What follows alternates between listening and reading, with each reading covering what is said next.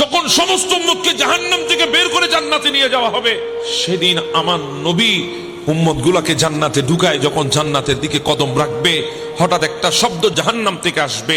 শব্দটা হচ্ছে ইয়া হান্নান ইয়া মান্নান। আমার নবী দাঁড়িয়ে যাবেন, জিবরিল একটু গিয়ে দেখ আমার কোন উম্মত ওই জাহান্নামে আর আছে কিনা, একটু গিয়ে দেখ, আমি তো ইয়া হান্নান ইয়া মান্নানের জিকির শুনতে পাচ্ছি। জিবরিল বলে ইয়া রাসূলুল্লাহ, ইয়া হান্নান ইয়া মান্নান তো অন্য নবীর উম্মতরাও বলতে পারে, আপনি কিভাবে শিওর হলেন ওটা আপনার উম্মত? বলে জিবরিল রে, আমি সেই নবী যেই নবী উম্মতের কণ্ঠের আওয়াজও চিনি। সুবহানাল্লাহ।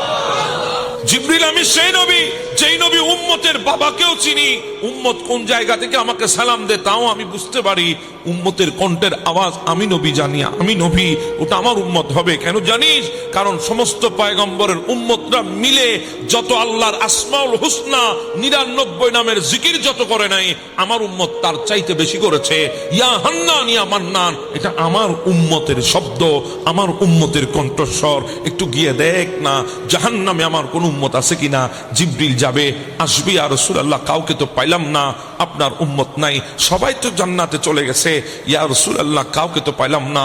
আমার নবী মনে মনে চিন্তা করে হয়তো আমি ভুল শুনেছি, আরেক কদম দিলেন, আবার সেই শব্দ ইয়া হান্নান ইয়া মান্নান।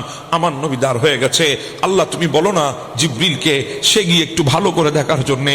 আল্লাহ বলে এবার জিবরিল জানা, আমার নবী তো সরবে না, সরবে না, আমি জানি সরবে না, কারণ উম্মতের জন্য দিওয়ানা। যেই নবীকে মাকামে মাহমুদ দিয়েছি, মাকামে মাহমুদে উঠে নাই শুধু উম্মতের জন্য। আমি মাকামে মাহমুদ দিয়েছি, আবা আইয়া বাযাকা রব্বুকা মাকামান মাহমুদা, মাকামে মাহমুদের উপরে বসতে বলেছি, কিন্তু বসে নাই শুধু উম্মতের জন্য। সেই নবী জান্নাতেও যাবে না যদি উম্মতকে যদি না পায়। যা একটু গিয়ে দেখ। জিবরিল আবার যাবে, আবার বের হয়ে আসবে, ইয়া রাসূলুল্লাহ লিস্টি বরাবর তো সবাইকে নিয়ে এসেছি, লিস্টের মধ্যে তো আর কেউ খালি নাই, মনে হয় আপনার উম্মত নয় সে, আপনি চলে যান জান্নাতে। আমার নবী আবার কদম দেবে, আবার শব্দ আসবে, আবার যখন শব্দ আসবে আমার নবী দাঁড়িয়ে যাবে। আল্লাহ জিবরিল কি ভালো করে দেখবে নাকি আমি নবী জাহান্নামের দিকে রওনা করব? আল্লাহ বলে ইয়া রাসূলুল্লাহ যাবেন না। বলে কেন? বলে ওখানে গেলে আপনার নূরের তাজাল্লিতে ৩৫০০ বছর ধরে যে আগুনকে জ্বালিয়ে আমি জাহান্নামের আগুনকে কালো করেছি, ওই আগুন মুহূর্তের মধ্যে ফুল হয়ে যাবে। সুবহানাল্লাহ। আপনি সেখানে যাবেন না। জিবরিল যা একটু ভালো করে দেখ, না পাওয়া পর্যন্ত আসবি না।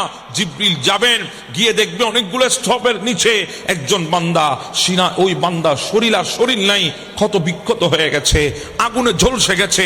ওই বান্দা শুধু ওটা ঠোঁট নড়ে, ইয়া হান্নান ইয়া মান্নান। জিবরিল বলে তোমার নবীকে? বলে আমার নবী, নবী আখিরুজ জামান, আল্লাহর পেয়ারা মাহবুব নবী, নবী আখিরি নবী। তখন বলে হ্যাঁ তোমার কণ্ঠের আওয়াজ নবী চিনেছে, দাঁড়িয়ে আছে তোমার জন্যে।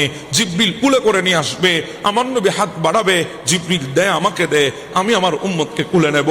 এটা তো আমার নবীর হাদিসে মোবারকা, হাসরের ময়দানে ঘটবে সেই ঘটনা।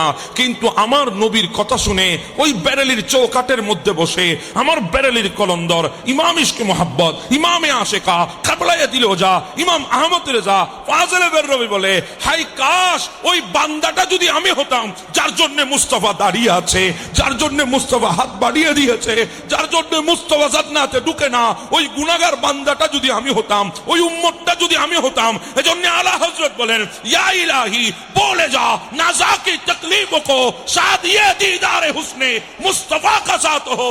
আয় আল্লাহ আমাকে এমন বিপদের মধ্যে ফেলে দাও, এমন মুসিবতের মধ্যে ফেলে দাও যেই মুসিবত থেকে উদ্ধার করার জন্য আমার নবী চলে আসবে।